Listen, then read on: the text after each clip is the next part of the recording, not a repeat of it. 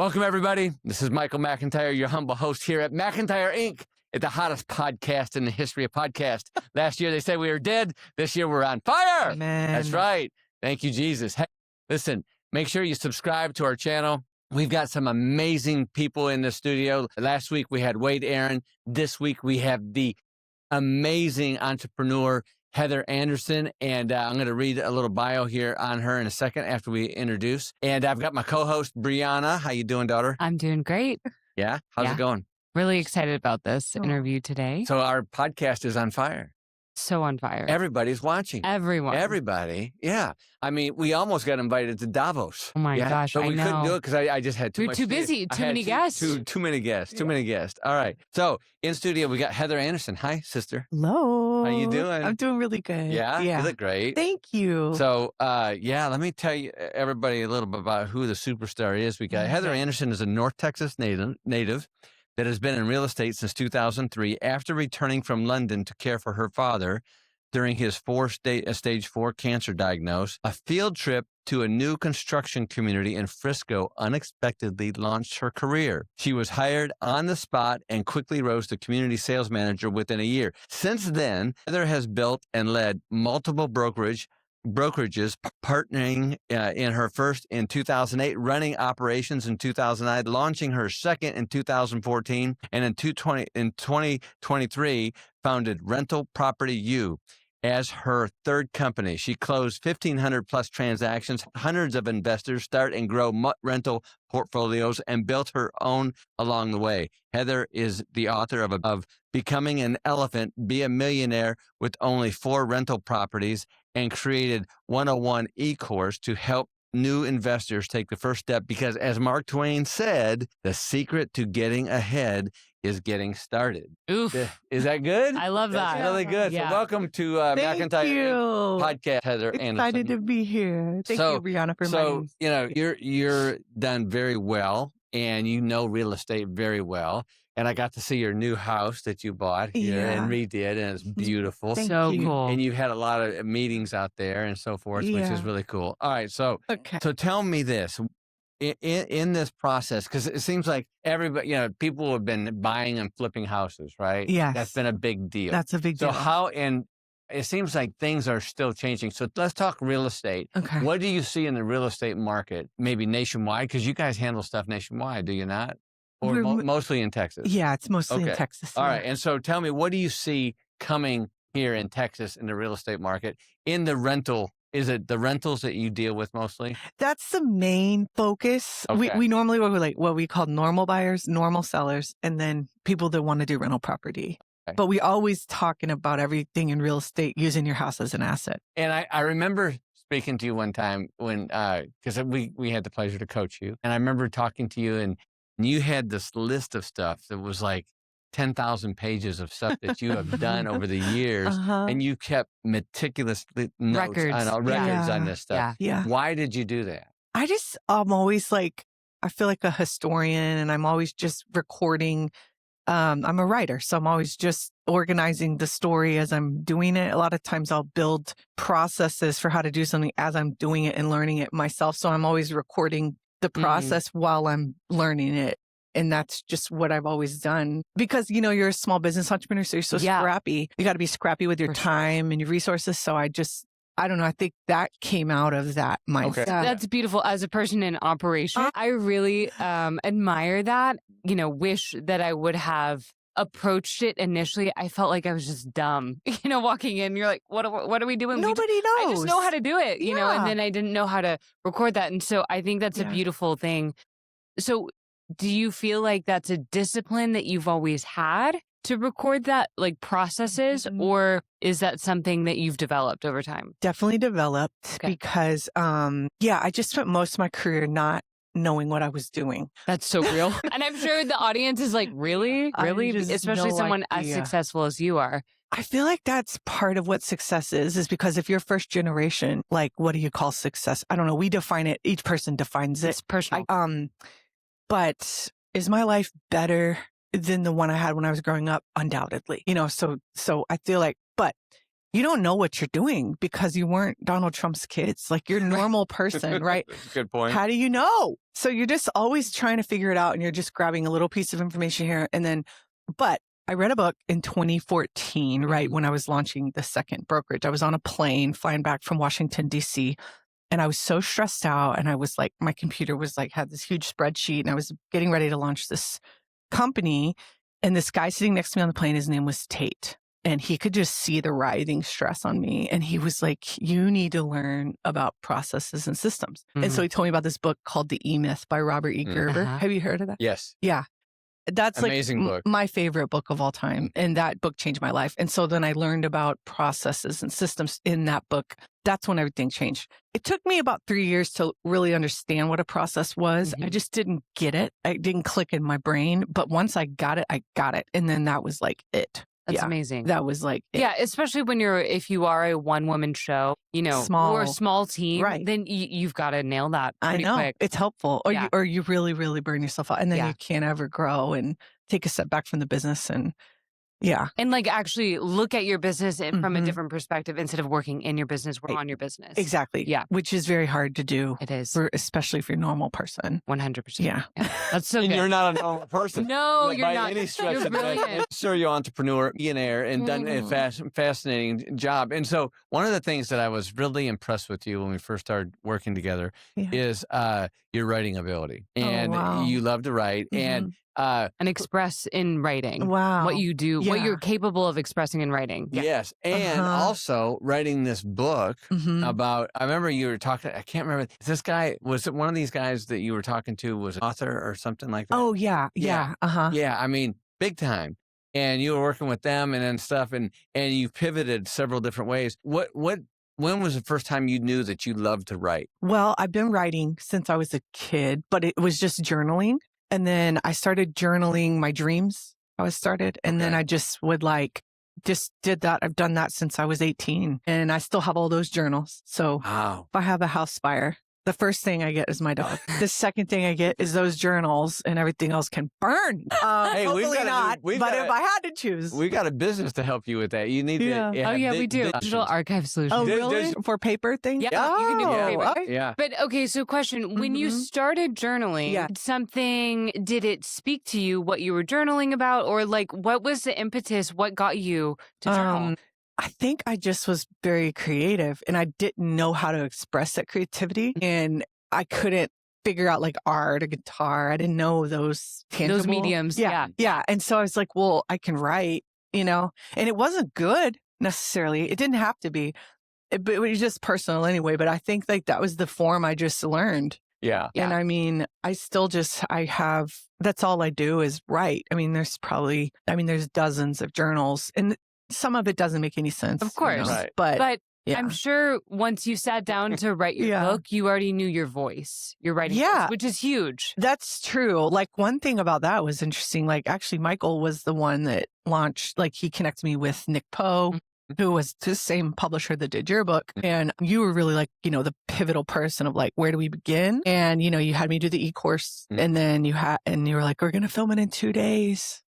And I'm like, always accelerating. I'm like, Ian, get ready. He's like, okay, I've never been on camera, but whatever. And then we did the book. But when I started writing that book, I first didn't know how to do it.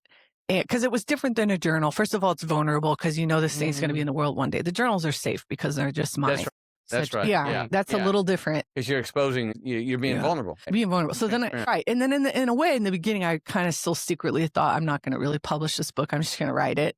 I like that. That's helpful to secretly. Start. I was like, I'm not really going to do it. I mean, I'll write it, but I won't actually put it out there. Yeah. It'll just go on the shelf. Because I don't want anybody to read this chapter. No. Look, put the block up. Okay. Right. But then, but I didn't know how to write it. So then I thought I wasn't a writer because I got B's in English, where I got hundreds and A's in physics and chemistry. So I always thought in math. A B is still really good. I know, but to me, I thought that I thought that meant if I had a B, I was if bad. I had a B in anything, we would have had a ticker tape parade for me. Yeah, but I thought it's not 100. You're bad at it, and those are my level of standard. And so but the funny thing, what am I? 46 now. At the time I started writing this, 44 or 43 and a half or whatever, and I mean, that was high school, right? Like how crazy these high school Mhm. lies. Oh, yes. Yeah. That was like that was 100% of my life ago. Age-wise, more than 100%. Yeah, yeah. And I'm thinking, I don't know how to write, but I've been writing my whole life. It's just a journal. I don't know, but I had to believe I could write. That was really step one. So that took a few months. And then I just friend of mine, I finally said, well, I got to write this book, but I'm not a writer. And she was like, well, listen, of course you're not, no, you're not a writer. And I'm like, well, I mean, hold on. And then she said the Bible was written by not writers, wasn't it? It was written by the Holy Spirit through a pen attached to a hand on a person. And in that moment clicked for me. And then in that moment, I declared I was a writer. And then I got a shofar and I went outside every day for 30 days and I blew my shofar, sounded the alarm. Tell everybody what a shofar is. It's like a ram's horn, which sounds really weird and woo-woo, but it's like Old Testament stuff, Yeah. Yeah. And they used to blow it in upper room and the service. wow, okay. Yeah, they do. Yeah. And the church I go to, which is they do a lot of Old Testament stuff and teach us about the Old Testament. So one of the sermons, he was like, you got to sound the alarm. You got to declare. That's awesome. And so I did that. And once I did that, then I became a writer, a real writer. Wow. And then I wrote the entire first draft in 5 weeks. And all right, so that's amazing. All right, so you were writing a science fiction. Did you write science fiction? Or was that a script? Okay. A script. Yeah. Explain that process. Tell us about the script. Okay, the script. Okay, that started about eight years ago. In 2018, when I wanted to take those journals and make them into something a little more thought through, because there's hundreds of storylines in there over the last 25 years. But I would just have a vision, I would write it down, and then sometimes the visions would be fleshed out a little more. Like the vision, and when I say vision, I just mean anybody creative. Like we see something in our head. Mm-hmm. Sometimes it's mine's always a movie. It's just a commercial, a movie. It's something like that. Mm-hmm. And then sometimes I just know the whole plot. Sometimes I know all the characters. Sometimes I know all of it. Sometimes I just write it all out. It just goes a lot of ways, but it's still not finished. And so I kind of felt like when I die, somebody's going to see these, or maybe they won't, but it just will mean nothing. Whereas if I just take a little bit of time and focus, I can turn them into something that can mean something. Yeah. And then, so I started writing screenplays. That's right. Right. And then taking those ideas and then started writing screenplays. And then there's a lot of development you got to do before the screenplay. And then because you had never done that before, right? I've never done that. So then I kind of ran into this random guy that knew how to do it. And we partnered. We met every single Saturday morning in a coffee shop on Greenville Avenue for almost 2 years. Wow. Oh my God. And we wrote our first one called Seasoned Beauties. How cool. Yeah. I mean, that's what I love that you are is committed. Mm-hmm. You've got a perseverance and you do stuff. All right. So let's pivot a little bit because I want to talk about your real estate business. Okay. All right. So how did it begin? Okay. So I started as an assistant and then I just worked my butt off. What kind of an assistant to who? So or what? when you're in real estate, there's new construction here. Okay. There's probably over the country, maybe not New York or Boston, but pretty much every other town you have new construction. Right. So the builder only works in the one neighborhood and then, that salesperson, and then you work in that model home. Mm-hmm. Okay. And then you just sell homes in that community. Okay. So this was residential. That was residential. Okay. It's always been residential. Okay. And then I started doing that. And then it turned out I knew how to sell things. I didn't know that. That's shocking. I had no idea. And then, I kind of did, but I didn't really know. And then I just started selling and I sold 9 homes. Wow. Right off the bat. Wow. And how quickly was that? Well, that was probably 3 months. So I guess it was 3 a month.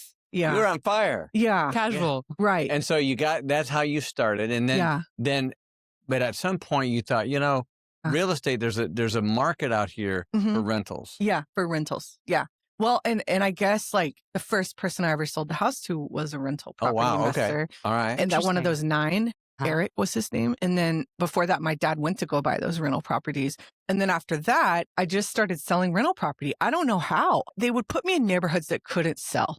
And they would just throw me there and be like, figure it out. Okay, so these neighborhoods weren't selling. And I did. So you would sell the house and then rent it out. No, I would sell it to investors. Investors that wanted to rent that out. Right. Or they were like brokers that work with investors. Okay. And then they had a client base. Okay. And they would come in and maybe fix it up and then rent it out? They wouldn't have fixed these up because they were new. Oh, they were new. They were new. They were brand new houses, so they could buy them and then put them. So there's money to be made in that at that time. And there still is.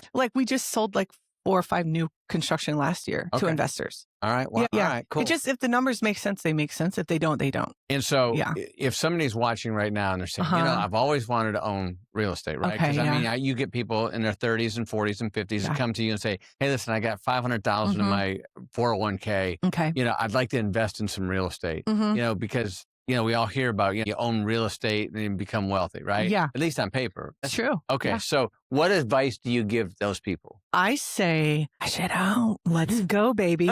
No, I never have said that in my life. I was just trying to be cool like Michael. That's what happened in that moment.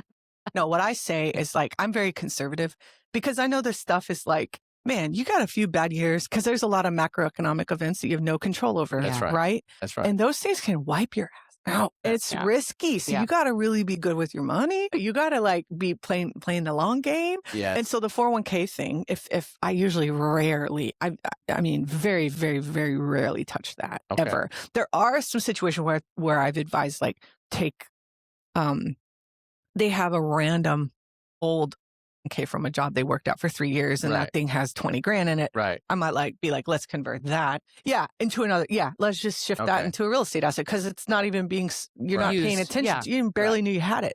Right. Yeah. It's not going to be life changing. No. Right. But the whole 401k, I probably wouldn't touch that for like 99.9% people. But if somebody comes and said, listen, we've got, a few $1,000, in the bank, I've got $50,000, $60,000. I want to start in the real estate business. I want to start buying rental homes. Okay. What do you say to those people?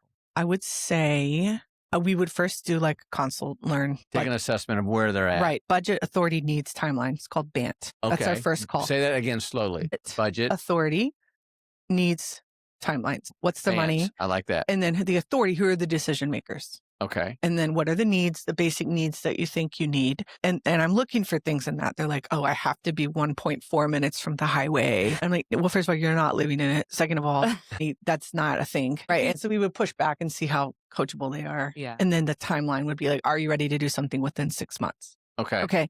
And so if the timeline's not in alignment with a clear time goal. Right.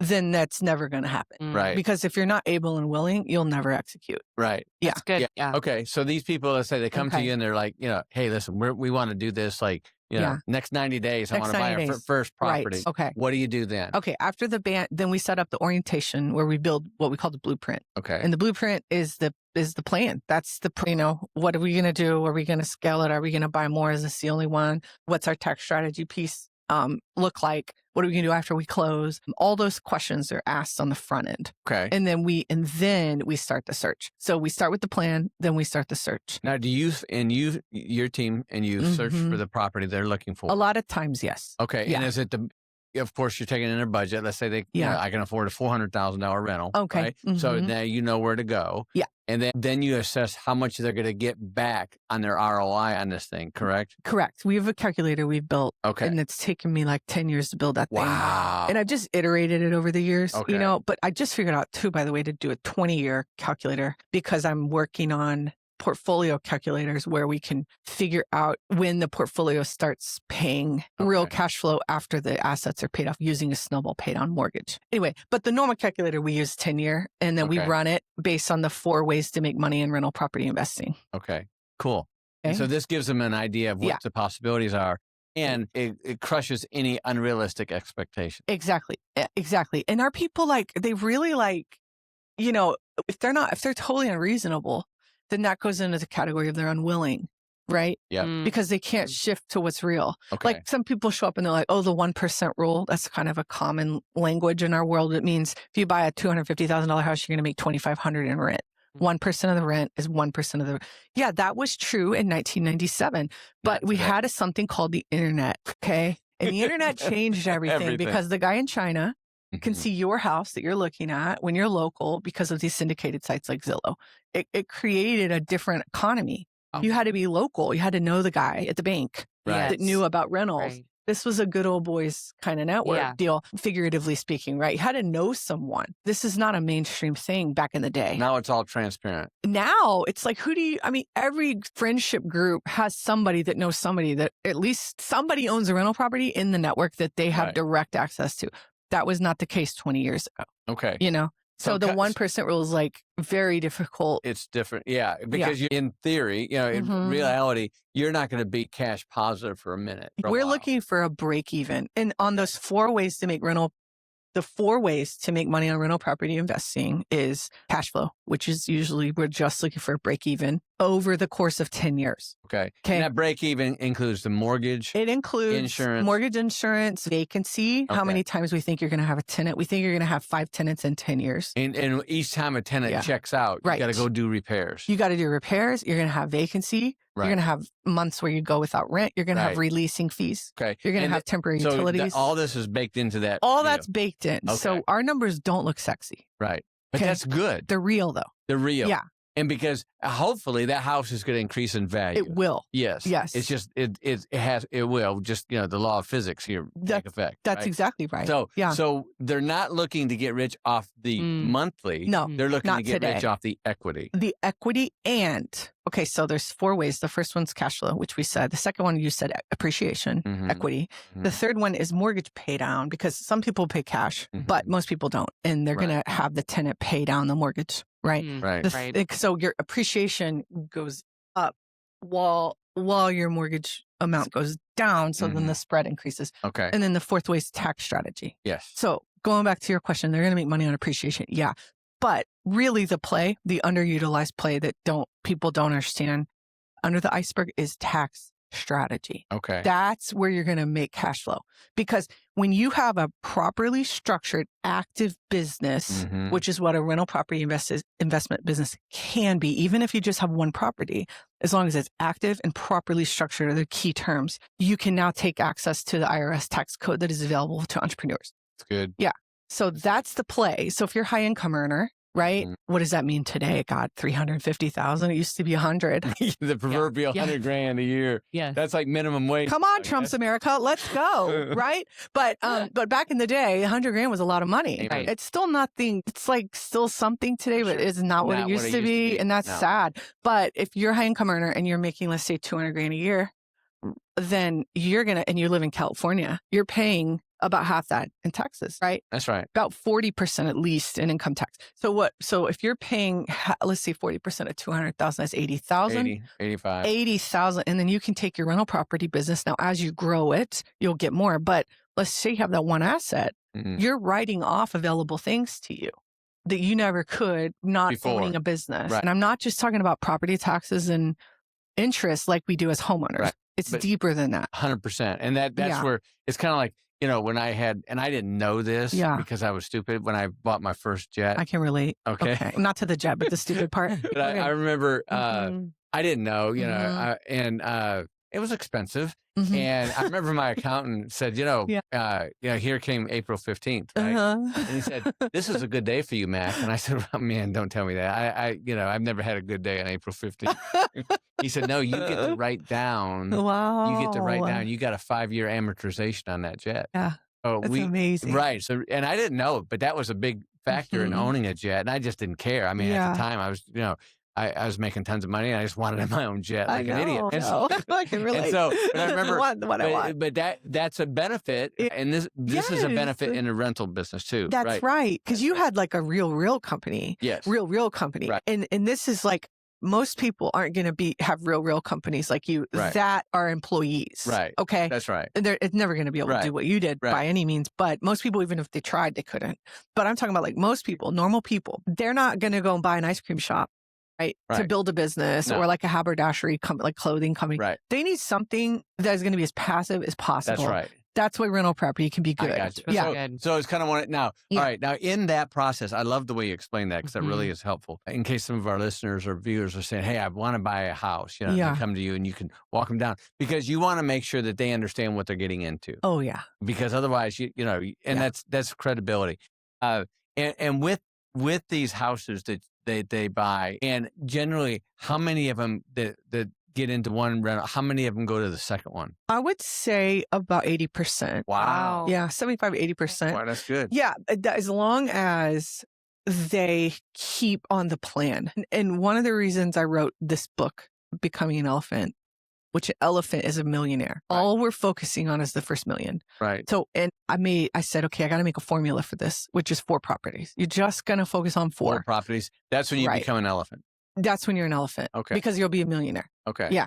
And so what I found is that, so how many people buy the second? Yeah, 75, 80%. But do they buy the third? No. Because why? Because they get lost. Because they don't have a plan. Okay. Because there's not a process. Okay. Because it's so fragmented, this industry, and it's very noisy and it's very confusing. And you go on Bigger Pockets, which is an incredible resource for our for this investment vertical. But they have the 45 pathways you could take when it comes to real estate investing, 28 commercial real estate options, right? Industrial warehouse space, raw land, large apartment family, multifamily, small apartment, and then retail spaces, office spaces, right? And then you have all the residential pathways, flipping, wholesaling, foreclosure auctions, build to suit, new construction, rental property. Like there's a lot of pathways. There's a lot of distractions. Yeah. So then they get lost and then they don't know what they're doing anymore. And then their friend made more money than they did. And then they start doing the comparison thing. Totally. And then they get lost and then they forget why they're even doing what they're doing. Because this game's long and it's boring. Yeah, I understand. So, all right. So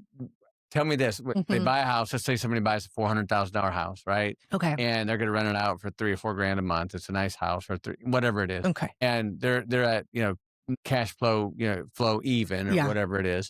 What about maintenance on these things? Do you hire a maintenance company to take care of it? And what do you pay them? So property management, the high end's going to be 10%. Okay. Okay.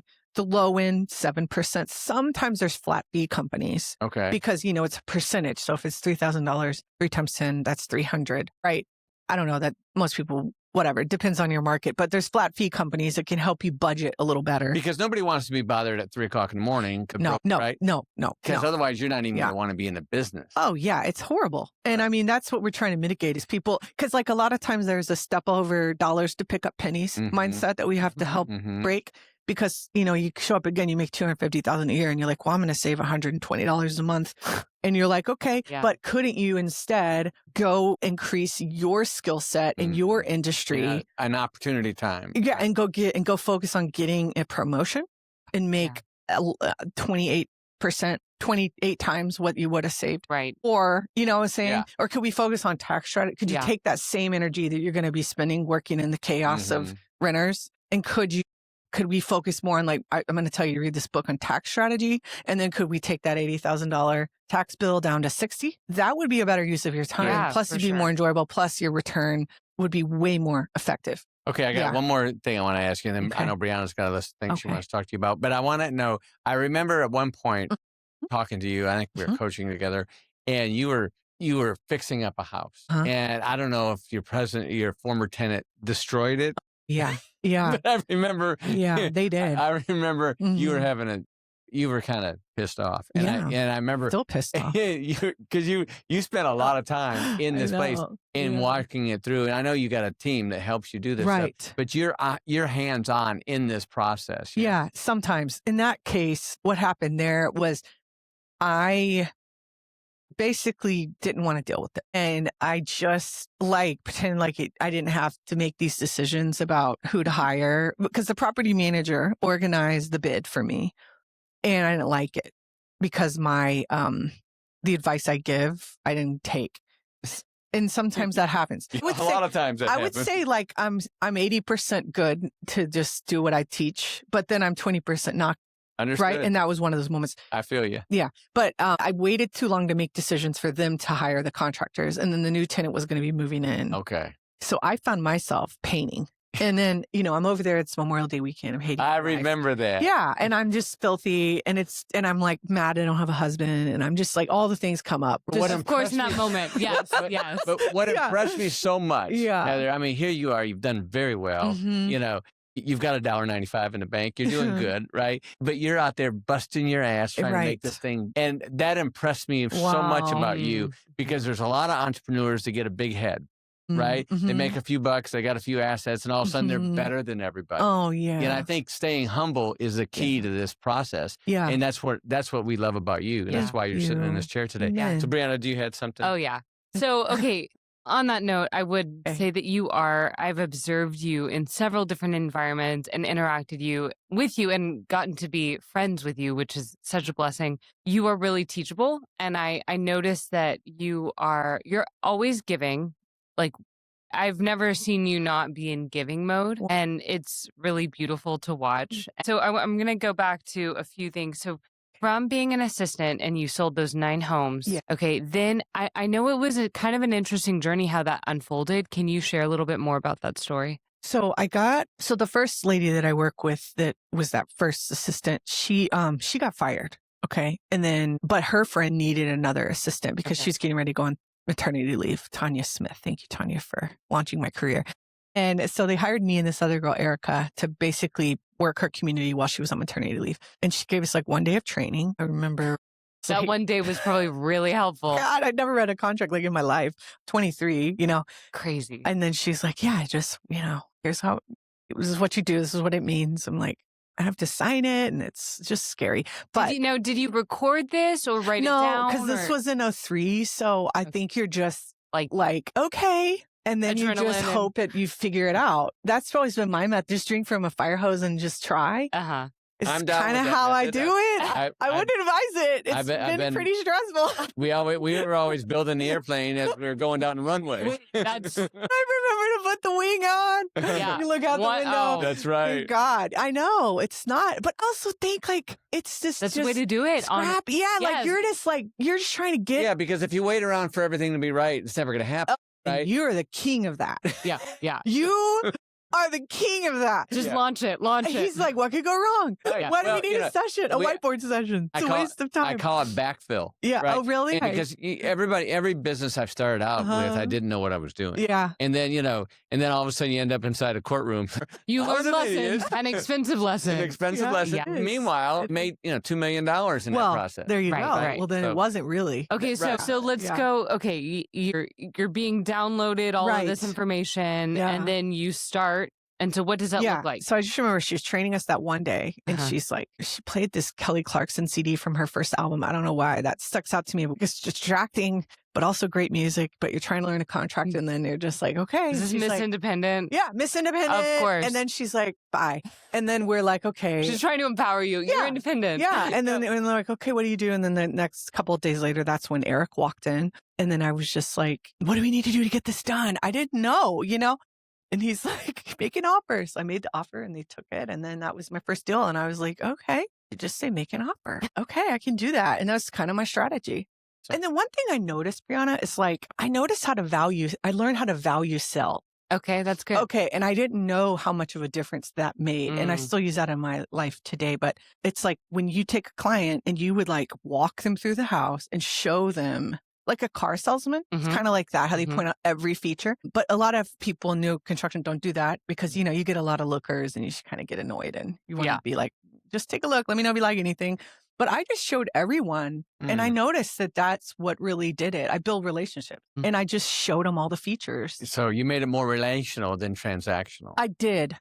And I never went out to sell them anything. I just was never a hard closer ever. That's so awesome. I love that. Okay, so something that I've noticed about you that I think stands out as an entrepreneur, you were an A student, okay? And so I know the whole thing is most entrepreneurs are like C students. Oh, yeah. D-. Which is, right? And so just getting by. You are, I would, you're a savant. Left brain, right brain, you go back and forth really fluidly. Wow. And so it's such a unique thing that you carry. But I feel like, I'm sure there is a journey in that of recognizing, the performance thing, not performing. What does that look like? So do you have any advice to people who are an A student and are like, wait, I do want to succeed, even though this thing out there, which is really comforting for C students, but what about the A students? Yeah, the A students. Well, if they're an A student, they're clearly able to learn and retain information and follow the rules to take a test and get a grade. Yeah. Okay. So they have that down. And so that can be applied anywhere. I think that means that they're going to be okay, I think. Now, but funnily enough, I didn't think I was smart. I never thought I was smart. I thought I was stupid. Up until a few years ago, I never knew. Really? Yeah. I think in a way you kind of helped me believe I was smart really in NLE because I really didn't think I was. Like I really, truly, truly thought, I don't want to say stupid. I've thought I was stupid many times in my life, but when I showed up to you in 2023, I don't think I was stupid, but I definitely didn't think I was smart. Wow. That's amazing. I didn't. You know, one of the things, and I think that was a great question about the A students, because I do think that generally A students and really like to be, it's almost a perfectionist spirit maybe comes over them because they want to do right all the time. Yeah. Because maybe that's where they get their love or their acceptance from that A. Yes. You know, again, if I would have brought home an A and when I was in school, my mother would have passed out, right? And, you know, called 911 and said, who's got my son? 'Cause this is not his grade. But I think A students, and I've hired a lot of A students. Really? But they've worked for me. Yeah. Right? Yeah. You know, MBAs, CPAs, attorneys, right? But having an A person like what you were saying, Brianna, to be an entrepreneur, I think that's an exception. Wow. It is. And so how that. do you, because it's generally, maybe you don't feel this way, do you feel like you've had to fight that perfectionism? 100%. So how do you overcome it and how do you get messy? Because to be an entrepreneur, you have to be messy. Yeah, you do. And I think like, okay, one thing I learned is like, I would start all these projects and I would never finish them because I was scared that they weren't gonna be good enough. Right. And then I realized like one day it hit me. I truly thought like if you went to Harvard or some smart school, you knew how to like file your papers in a special way or like, you know, you had certain special paper clips that makes sense that made your life right. I thought that was they must know how to do everything right. They've got the secret mechanism. Yeah. Like when they take notes on a note card, they know the right way to do it. The system, they have a system for it all. Yeah. And they purchase the right product. Yes. So yeah, I get it. I thought that's how they could be successful. Yeah, I did. I really did. Yeah. And I thought, okay, I don't know how to do that because I don't go to Harvard and therefore how could I know how to do anything? But then I thought, I live in America and that can't be true because everyone in America has an opportunity because they live here. So even if I don't know how to file papers with a special Harvard paper clip, there's got to be a pathway for me out of poverty, right? Yeah, there has to be. Yeah. And so I just made a decision to partner with America. And also they say, if you don't, you know, it's who you know, right? It's who you know. And I thought that can't be right either because if you don't know anyone, that means you're destined to a life of not knowing anybody. Yeah. And being broke. That's not right. Right. There's no way that's right. Because I had read stories about people that didn't make sense. It's not what you know, it's who you know. Right. Yeah. And you read stories of people who didn't know anyone and could still do it. Like I remember reading about Ross Perot when he was running for president. Do you remember that? Of course, 1992. Was it 1992? Okay. And I was like 12 at the time. And I remember reading about him or maybe, let's be honest, I wasn't reading. I heard something probably on the news. But it was like he was so poor growing up. One time I heard that he like ate dog food as a child because they were that poor, you know?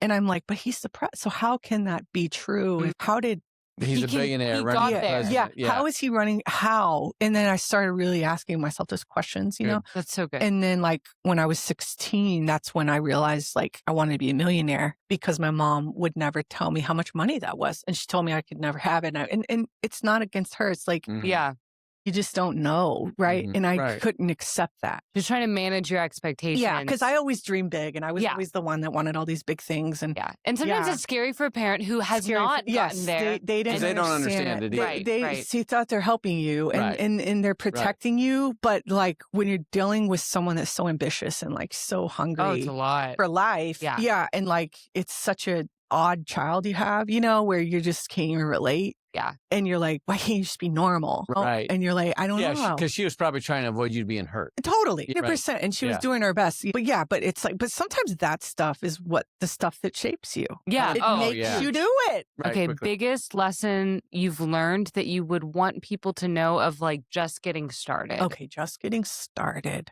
Done is better than perfect. And there are no perfect Harvard paper clips. That's a lie from the pit of hell. Jesus, that's the truth. And everyone's that unique. is truth. So I'll tell a quick story, but one really thing to help me overcome that one day is like, I think we live in this very cynical world, right? And it's like a lie of lack. Okay. Yeah. But I had this thought one day where I'm like, okay, if I'm on a desert island and I've got a Swiss Army knife and my Swiss Army knife has certain things on it, because you know they kind of have different things.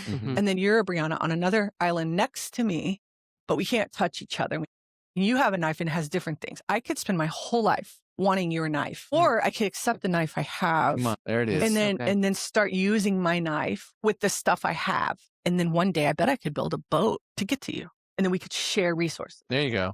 And then when I had that, I realized just use what you have, because we all have these individual things. And the devil spends our whole lives, unless we're vigilant and we keep our eyes on the Lord, trying to lie to us about that. I love that. Yeah. I love that. I love that analogy. That picture is beautiful. Yeah. All right. So we're almost out of time, and I want you to say a couple things. First of all, how do we get a hold of you? Okay. Our website is rental property U, like university, but just the letter U.com. Okay. Yeah. And they can check you out if they want to go into rental companies, Yeah. want to do real estate, whatever. Yeah. Just check you out there, which is great. Mm-hmm. And then why did you go to NLE? Okay. Okay. And what was your, without disclosing everything, what would you tell somebody that's thinking about NLE? Oh my Next gosh. level experience. Okay. So I went to this event at Storehouse Church with the Kingdom Leadership Panel, and you were on it. And I didn't know you or anything. I'd never been to that church. And then I went because a friend invited me. And then I saw that ad or whatever they had that Sunday. And I think that thing was like Tuesday. It was like super because quick. NLE started Friday. So I think it was maybe even Wednesday or Thursday. Okay, then it was quick. So you were on there, and then there were 3 people on there. And you were one of them. And I was just like, I need to know that person. And you just really stood out to me. And I just was immediately taken with you. And then I wanted to talk to you after, but you do what you do, and you leave before it's technically open. But you said we're going to do NLE this Friday. So I was supposed to start technically a new company that Friday. No way. Yeah, it was going to be called Bloom. And it was like a company I had been working on for a while. And it was about creating Christian singles events for adult Christian singles, for the ones that I call that have aged out of the system a little bit, right? And help them get, and then me and this other girl, Jane, that went to NLE too. And once I saw you and NLE was going to be that Friday, I was like, I think we need to go here, that we need to push that off and we need to go there. And she was like, okay. So we both signed up. Wow. And we went, and I already knew before I showed up that I would be drinking the Kool-Aid. I'm like, where's the merch? I'm ready to buy it before the event. Like, whatever you need me to do. You were ready. You were primed. I had already decided. I think that was like the biggest key, was like, and granted, I had the blessing of getting to see who you were before. Yeah. So that's probably why I was able to buy in. Yeah. But I wish I could find a way to explain to people before, okay, just listen to this and take my word. If you want to go to the next level, you don't call that for no reason. What did you say one time? You're like, it's not called the mediocre experience. It's not the next mediocre level. The next level. And it's to stretch you. Yeah. You get out of your comfort zone, and it's Holy Spirit. It's in your face. It's business. It's everything. It's everything. Yeah. And I just remember you in there in the first day, and you were like so hanging on every word. So there's a lot of people. You were fun. A lot of people have the big, I know people had the RBFs, and that drives me crazy. I know it drives you crazy where they're just pissed off, but somehow they came to the event. Why? That makes sense. But I've been there too. Yeah. But I just wanted to be that person where every time you look at the audience, I want to be like, and you were. You were great. Yeah, you gave great energy in the room. And I think that's something that you're very consistent. You bring good energy. And so I feel like you really carry that verse of like, his mercies are new every morning. Amen. And so I think you walk in that, and it's a gift. Yeah. Thank you, Brianna. So Heather Anderson, we're so glad to have you in here in studio. And you're one of many that we're going to start having in. Amen. We've got so many superstars that came through Next Level Experience, Wow. and we want to highlight you all. Amen. And you're doing so good, and we're so proud of you. And thank you for being who you are. And you're such a good host. You are. Oh my gosh. You love to entertain. Yeah. And Brianna's been at your residence, and she loves it. And you show up big all the time for Jesus, and you're the hands, feet. And there's so many things you've done. You climb that one thing like 10,000 miles high in the air. Oh, yeah. I don't know. You sent me.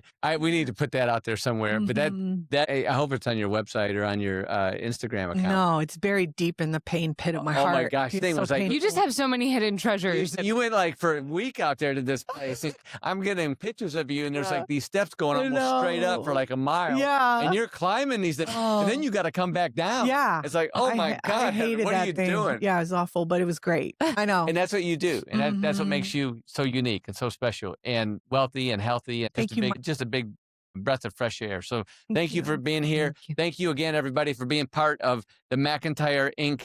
podcast. We're the hottest podcast going in the out world. there. We are on fire. In the world. Yes. Yeah. So come and join us, subscribe, share it, and thank you. And remember, everybody deserves your very best presentation. Amen. Jesus is King. Yeah.